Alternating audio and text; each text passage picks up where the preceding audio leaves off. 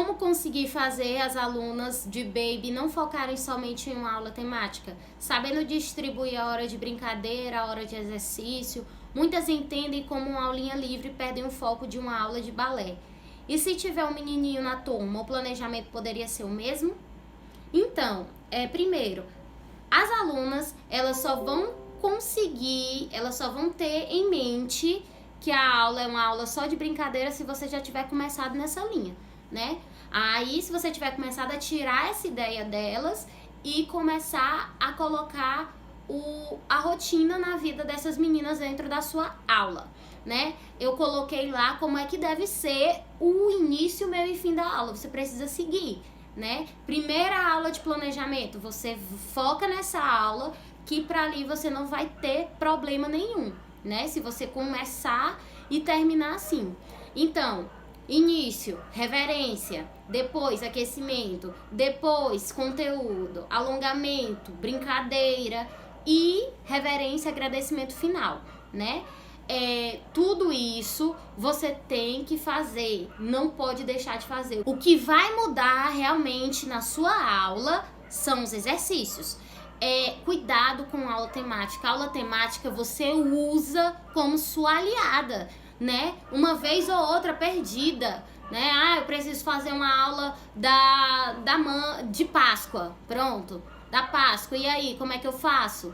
Então, toma cuidado com muita aula temática, porque tira toda essa ideia, né, dessa essência do balé clássico, e aí você só joga aula temática para aquelas crianças, elas vão se perder, elas não vão saber o que elas estão fazendo.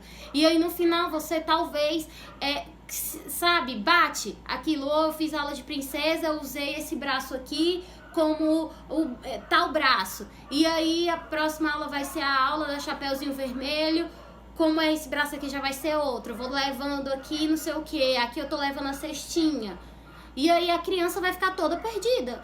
Então, usa início, meio e fim, colocando a nomenclatura uma só. Não dá para você usar várias metodologias, use uma metodologia só, né? E aí suas alunas não vão achar que é só brincadeira, não vão achar que é uma aula livre, porque você vai ter construído isso com elas. Criança precisa de rotina.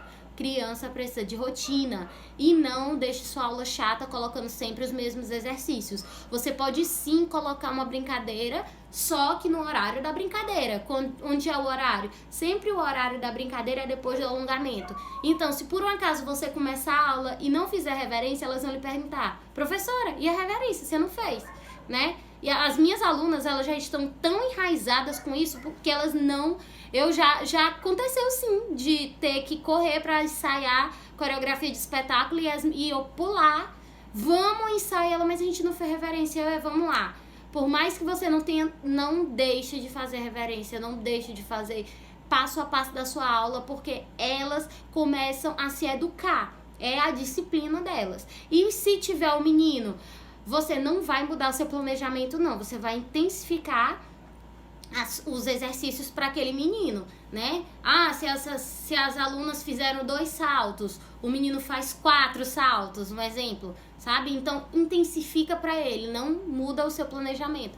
Até porque, sua turma, você tem que decidir, sua turma é para formar pessoas, lá pra vida, para levar essas habilidades pra vida, ou sua turma é de alta performance. Então você tem que decidir. Se for alta performance, tinha que ter uma turma só pra meninos, entende? Então você vai trabalhando ali com o que você tem. Então intensifica esses exercícios para aquele menino, tá bom? Então essa foi a dica, eu espero que você goste.